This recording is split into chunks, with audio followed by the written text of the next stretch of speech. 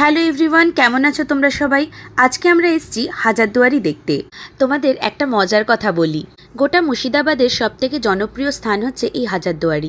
আর আমরা যে হোটেলে ছিলাম তার উল্টো দিকেই এটা।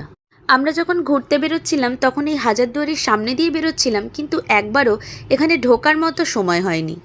ওই কথায় আছে না, গৃহযোগী ভিক পায় না, সেটাই হয়েছিল আমাদের অবস্থা।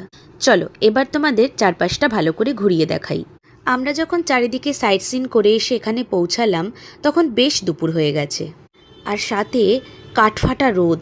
সারা রাত যা বৃষ্টি হয়েছে জানো তো, ভেবেছিলাম হয়তো সকালবেলা বেরোতে পারবো না, কিন্তু ভোরবেলা দেখলাম ওয়েদারটা বেশ ভালো হয়ে গেছে।